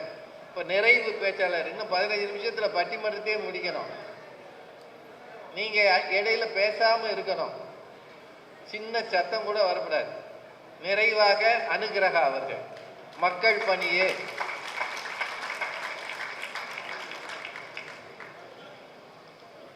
மாண்புமிகு அறநிலையத்துறை அமைச்சர் அவர்களுக்கும் பெருமதிப்பிற்குரிய நடுவர் அவர்களுக்கும் கழக உடன்பிறப்புகள் அனைவருக்கும் என்னுடைய பணிவான வணக்கம். எதிரணியில தலைவர் கலைஞரினுடைய எழுத்து பணியை பற்றி பேசினார்கள். அது எதையுமே நாங்கள் மறுக்க போவது இல்லை, முடியாது. தன்னுடைய எழுத்தாலும் பேச்சாலும் போராட்டங்களாலும் ஒரு சீர்திருத்த இயக்கமாக செயல்பட்டதுதான் திராவிட முன்னேற்ற கழகம். 1956 திருச்சியில ஒரு மிகப்பெரிய மாநாட்டை கூட்டி தேர்தலில் நிற்கலாமா என்று ஆலோசனை செய்யப்பட்டது. எழுத்து பணியை விட ஆட்சியும் அதிகாரமும் கையில் இருந்தால்தான் நம்முடைய கொள்கைகளை, நம்முடைய லட்சியங்களை அடைய முடியும் என்று பேரறிஞர் அண்ணா, தலைவர் கலைஞர் போன்றவர்கள் முடிவு செய்தார்கள். அதற்கு பிறகுதான் திமுக என்பது தேர்தல் கட்சியாக மாறியது. அப்படி ஒரு மாநாடு போட்டு பல லட்சம் பேர் வாக்களித்து சொன்ன முடிவுதான் இலக்கிய பணியை விட மக்கள் பணி முக்கியம் என்கிற தீர்ப்பு என்பதை நடுவர் அவர்களின் மேலான பார்வைக்கு வைக்கிறேன். எதிரணியில தம்பி ரொம்ப அருமையா பேசினார். கலைஞருக்கு பேனாவை தானே அடையாளமாக்கினார்கள் என்று சொன்னார். தம்பி, அது அவர் இலக்கியம் எழுதிய பேனா அல்ல, மக்களுக்காக, ஏழை மக்களின் நல்வாழ்வுக்காக தலைவர் கலைஞர் போட்ட கையெழுத்தினுடைய பேனா. அது வேற பேனா. இலக்கியங்களை பாமரர்க்கும் புரியும்படி எழுதினார். முரசொலியில நிறைய கடிதங்களை எழுதினார்னு எதிரணியில சொன்னார். மக்களிடம் உணர்ச்சிகளை தட்டி எழுப்ப இலக்கிய பணியை கூட மக்கள் பணியாக பார்த்த பெருந்தலைவர் நம்முடைய கலைஞர். பராசக்தி வசனத்தை பத்தி சொன்னார். பராசக்தி படத்துல ஒரு காட்சி வரும். ஒருத்தர் ரிக்ஷா இழுத்துட்டு போயிட்டு இருப்பார். பக்கத்துல ஒரு போலீஸ்காரர் நிற்பார். அவர்கிட்ட வந்து ஒருத்தர் கேட்பார், இப்படி ஒரு மனிதனை இன்னொரு மனிதன் சுமந்து கொண்டு போகிறானே, இதை நீங்க தடுக்க கூடாதா? அதுக்கு அந்த போலீஸ் பதில் சொல்லுவார், நீதான் சென்னை மேயராகி தடுத்து நிறுத்தேன். இது தலைவர் கலைஞர் அவர்கள் எழுதிய வசனம். கலைஞர் ஆட்சிக்கு வந்தார்.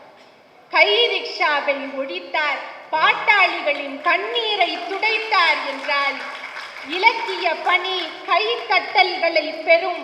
ஆனால் மக்கள் பணிதான் தலைவர் கலைஞரை இதயத்திலே தூக்கி நிறுத்துகிறது.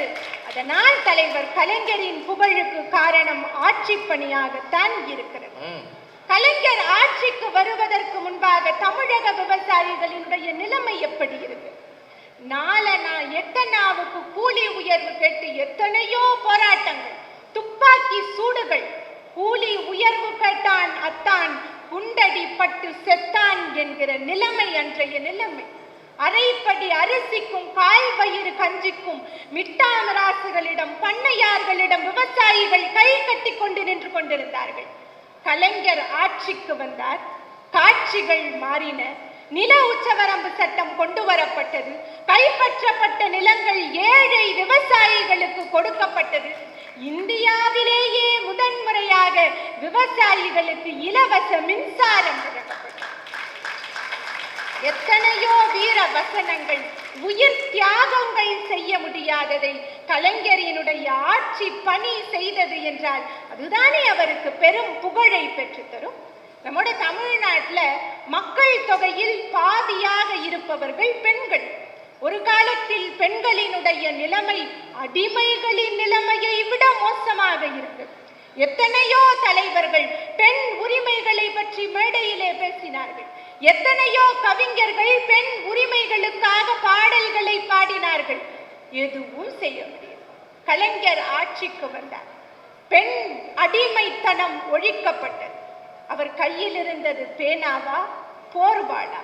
கலைஞரின் ஒரே கையெழுத்து மாறியது பெண்களினுடைய தலையெழுத்து. ஆண்களுக்கு எப்படி சொத்தில் சமபங்கு இருக்கிறதோ அது மாதிரி பெண்களுக்கும் சமபங்கு வேண்டும் என்று இந்தியாவிலேயே முதன்முறையாக அரசாணையை வெளியிட்டவர் தலைவர் கலைஞர். அதற்கு பிறகுதான் குடும்பத்திலேயே பெண்களினுடைய உரிமைகள் ஏற்றுக்கொள்ளப்பட்டன.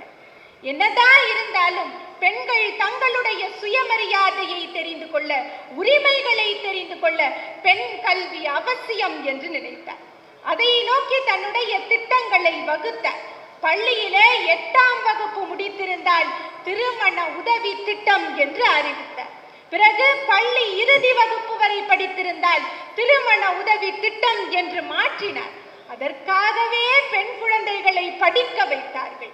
தலைவர் கலைஞரின் வழியில் வந்த திராவிட மாடலாட்சி இன்றைக்கு கல்லூரியில் படிக்கிற மாணவிகளுக்கு புதுமை பெண் திட்டம் என்கிற பெயரில் மாதம் 1000 ரூபாய் வழங்கிக் கொண்டிருக்கிறது என்றால் அதுதான் மக்கள் பணியினுடைய தொடர்ச்சி.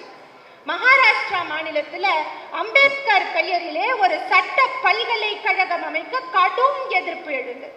அம்பேத்கரினுடைய பெயரிலே இருந்த நூலகத்தை சில அரசியல் கட்சி சார்ந்தவர்கள் எரித்து சாம்பலாக்கினார்கள்.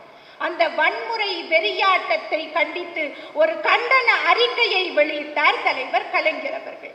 வெறும் தலைவராக இருந்திருந்தால் கண்டன அறிக்கையோடு நின்றிருக்கும். ஆனால் முத்தமிழ் அறிஞர் கலைஞர் தமிழகத்தினுடைய முதலமைச்சராக இருந்த காரணத்தினால் தமிழகத்தில் தொடங்கப்பட்ட சட்ட பல்கலைக்கழகத்துக்கு அம்பேத்கரினுடைய பெயரை சூட்டினார் என்றால் அதுதான் ஆட்சி பணியினுடைய சிறப்பு. தன்னை ஒரு சாமானியன் என்று சொல்லிக் கொள்ளுகிற தலைவர் கலைஞரினுடைய ஆட்சி சக்கரம் சாமானியர்களை நோக்கியே சுழன்று கொண்டிருந்தது. கலைஞர் ஆட்சிக்கு வருவதற்கு முன்னால் மிகப்பெரிய உணவு பஞ்சம் இங்கிருந்தது. கலைஞரினுடைய ஆட்சியில் ஆடுதுறையிலே நெல் ஆராய்ச்சி நிறுவனம் தொடங்கப்பட்டு பசுமை புரட்சி திட்டங்களின் வழியாக தமிழகம் உணவு தானியங்கள் உற்பத்தியிலே தன்னிறைவு அடைந்தது. மற்ற மாநிலங்களுக்கும் உணவு தானியங்களை வழங்குகிற அளவுக்கு விவசாயத்தில் நாம் உயர்ந்தோம். மாடு கட்டி போரடித்தால் மாளாது என்று, யானை கட்டி போரடித்த மா மதுரை என்று வசனம் பேசினால் வயிறு நிரம்புமா? அதை நிறைவேற்ற ஆட்சி திறன் வேண்டும். அந்த ஆட்சி திறன் தான் எழுதுகிற எழுத்துக்கு ஒரு உயிரோட்டத்தை தரும். இந்தியாவினுடைய வளர்ச்சிக்கு 3 முன்மாதிரிகள் உண்டு. ஒன்று குஜராத் முன்மாதிரி, இரண்டாவது கேரள முன்மாதிரி, மூன்றாவது தமிழக முன்மாதிரி. குஜராத் முன்மாதிரியிலே தொழில் வளர்ச்சி அபரிமிதமாக இருக்கிறது. ஆனால் சமூக தேவை காரணிகள் குறைவாக இருக்கு. அதே மாதிரி கேரளாவில் சமூக தேவைக்கான காரணிகள் தீர்க்கப்பட்டன, ஆனால் தொழில் வளர்ச்சியில் சற்று பின்தங்கி இருந்தது.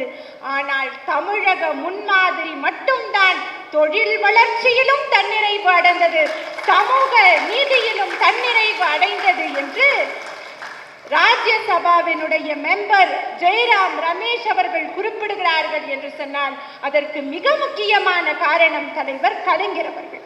இந்தியாவில் முதன்முறையாக, ஆசியாவில் முதன்முறையாக நாம எந்த திட்டத்தை சொன்னாலும் அதில் நிச்சயம் தலைவர் கலைஞரினுடைய பெயர் இருக்கும் என்றால் அதுதான் அவருக்கு நிலைத்த புகழை தருகிறது. அப்படி நவீன தமிழகத்தின் சிற்பியாக இருந்த தலைவர் கலைஞரினுடைய ஆட்சியில தான் பேருந்துகள் அரசுடைமையாக்கப்பட்டது. சாலைகளே இல்லாத கிராமங்களை நோக்கி பேருந்துகள் பயணப்பட்டன. அதற்கு பிறகுதான் கிராம பொருளாதாரம் வளர்ந்தது என்றால் நவீன தமிழகத்தின் சிற்பியாக இருந்தவர் டாக்டர் கலைஞர் அவர்கள். தலைவர் கலைஞர் அவர்கள் காவேரி மருத்துவமனையிலே அனுமதிக்கப்பட்டிருந்த நேரம், ஒரு மகத்தான தலைவர் தன்னுடைய வாழ்வை சுகமாக நிறைவு செய்ய வேணும்னு நம்முடைய மனம் நினைக்கிறது.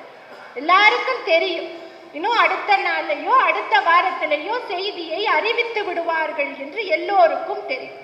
நாமும் மனதளவில் தயாராகிவிட்டோம். திடீர்னு ஒரு நாள் ஒரு பரபரம், எல்லாம் செய்தி முன்னாடி உட்கார்ந்துருக்கும். மனதளவில் எல்லாருக்கும் தெரியும், இன்னும் கொஞ்ச நேரத்தில் அறிவிக்க போறாங்க. ஆனாலும் திடீரென்று பிளாஷ் நியூஸ்ல தலைவர் கலைஞர் மறைந்து விட்டார் என்கிற செய்தி வந்தபோது நம்மை அறியாமலேயே நம்முடைய கண்களில் இருந்து கண்ணீர் கொட்டியது.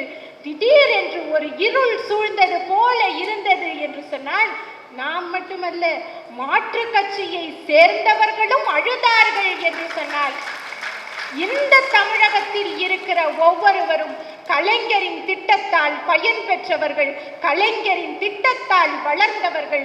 அந்த மக்கள் பணிதான் தலைவர் கலைஞரின் நிலைத்த புகழுக்கு காரணமாக இருக்கிறது என்று சொல்லி அருமையான இந்த வாய்ப்புக்கு நன்றி கூறி விடைபெறுகின்றேன். நன்றி, வணக்கம். பெரியவர்களே, மிக வேகமாக நடந்த ஒரு நிகழ்வு. ஏன்னா அவ்வளவுதான் நம்ம தாங்குவோம். நிறைய பேச போறீங்க. இனிமே இன்னொரு 6-7 மாசத்துல எலெக்ஷனை நோக்கி போய்கிட்டு இருக்கீங்க. உங்க சிந்தனை செயல்பாடுகள் எல்லாம் அதைத்தான் பார்த்துக்கிட்டு இருக்கோம். அதனால நீங்க என்ன செய்யணும் செய்யக்கூடாது அப்படின்றத பத்தி பேசுறதுக்கு நிறைய ஆட்கள் இருக்கிறாங்க. ஆனால் நாம முத்தமிழறிஞர் கலைஞர் அவர்களிடமிருந்து என்ன கத்துக்கணும் அதை சொல்றதுக்கு தான் இந்த கூட்டம். கொஞ்ச நேரம், அதிக நேரம் நான் எடுத்துக்க மாட்டேன். திரும்ப மானிட்டர் எந்திரிச்சிட்டாங்க, கொஞ்சம் அமைதியா இருக்க. ரொம்ப சுருக்கமா ஒரு முடிவு காணலாம், ஏன்னா அமைச்சருக்கு நிறைய வேலை இருக்கும். இப்ப நிறைவாக பேசிய அனுகிரகா அவர்கள் பறந்துபட்டு பேசினார்கள். பட்டிமன்றம்ன்றது இருந்து கேட்கிற கலை. ஓடிக்கிட்டே பேச முடியாது, பரபரப்பா இருந்தா பேச முடியாது. சில இடங்கள்ல பட்டிமன்றத்தை தமிழக முதல்வரே உட்கார்ந்து கேட்கறத நான் பார்த்துருக்கிறேன், ரொம்ப பொறுமையா. டிசம்பர் 31 போன ஆண்டு கன்னியாகுமரியில் திருவள்ளுவர் சிலை 25வது ஆண்டு விழாவில் பட்டிமன்றம் நடந்தது. முழு நிகழ்ச்சி அவங்க உட்கார்ந்து கேட்டாங்க.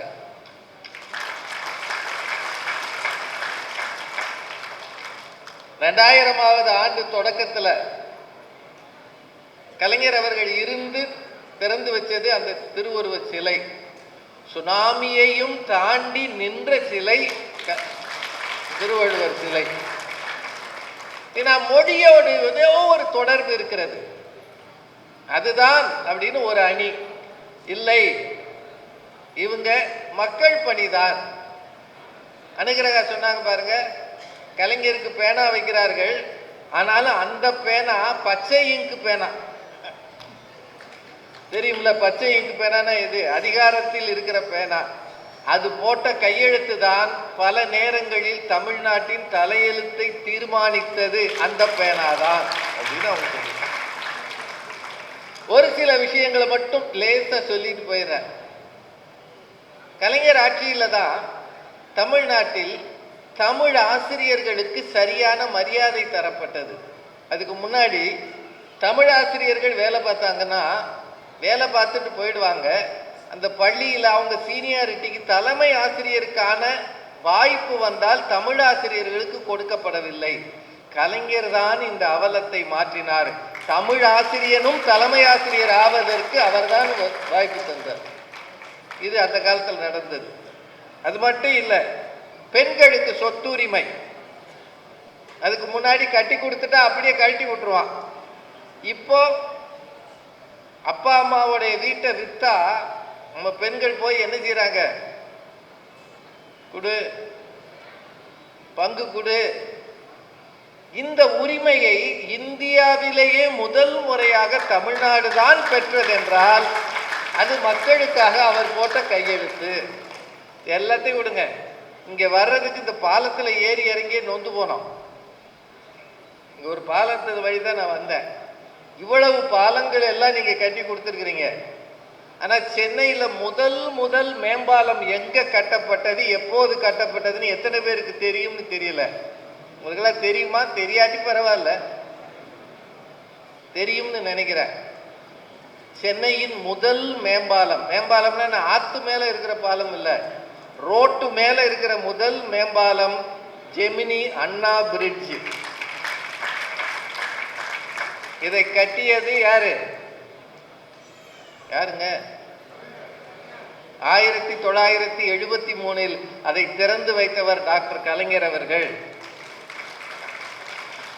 உங்களுக்கு தெரியுமா, அந்த காலத்துல இந்தியாவிலே திறக்கப்பட்ட 3வது மேம்பாலம் அதுதான். அன்றைக்கு டெல்லியில கூட மேம்பாலம் இல்லை, இருந்த 2 பம்பாயில இருந்தது. 66 லட்சம் ரூபாய் செலவில் கட்டப்பட்டது 73.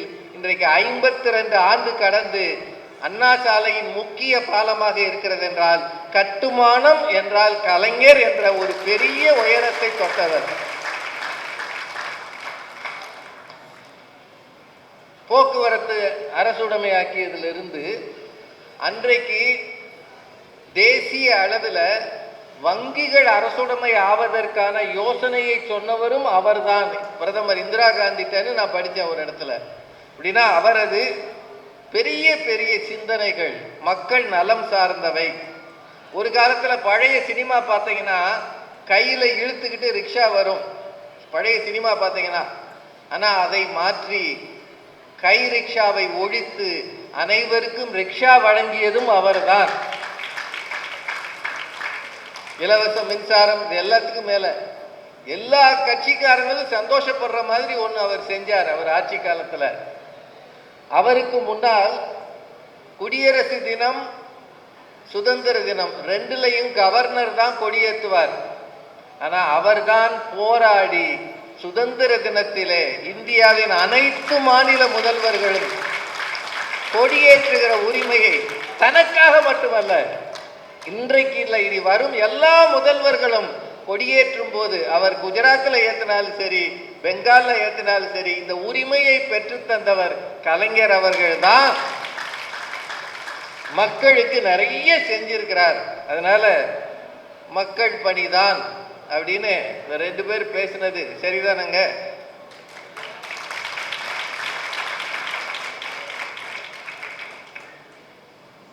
அதுல ரொம்ப நல்லா ஒரு கேள்வி கேட்டாங்க. இலக்கிய பணிதான் அப்படின்னா எழுதிக்கிட்டே இருந்திருக்கலாம்ல, எதுக்கு எலெக்ஷன்ல நின்னீங்கன்னு கேட்டாங்க. திருச்சியில எதுக்கு மாநாடு போட்டீங்க, எதுக்கு எலெக்ஷன்ல நின்னீங்க? ஆனா உங்களுக்கு ஞாபகம் இருக்கா, முதல்ல உதயசூரியன்ற சின்னமே அந்த காலத்துல லாட்ல எடுத்தது. அதாவது குலுக்கல் முறையில் தான் எடுப்பாங்க. இப்போவே சுயேட்சைகளுக்கெல்லாம் குலுக்கல் முறையில் தான் எடுப்பாங்க. முதல் முறையாக 1957 திமுக எலெக்ஷன்ல பார்ட்டிசிபேட் பண்ண போகுது அப்படின்னும் போது அவங்களுக்கு கிடைத்த சின்னம் உதயசூரியன். அதுவுமே இன்னொருத்தர் கொடுத்தார் அப்படின்னு சொல்லுவாங்க. ஆனா இன்னைக்கு சோசியல் மீடியா பாப்புலரா இருக்கு. அந்த காலத்துல ஒரு சின்னத்தை எடுத்துக்கொண்டு போவது கடினம். உதயசூரியன் என்ற நாடகத்தை எழுதி அதன் மூலம் மக்கள் மத்தியில் அந்த சின்னத்தை எடுத்து சென்றது கலைஞர் அவர். அப்படின்னா அவரது எழுத்து எங்க வரைக்கும் போயிருக்கு பாருங்க. மனோகரா வந்த பிறகு, பராசக்தி வந்த பிறகு, மந்திரி குமாரி வந்த பிறகு தமிழகத்தின் சினிமா உலகம் மாறியது.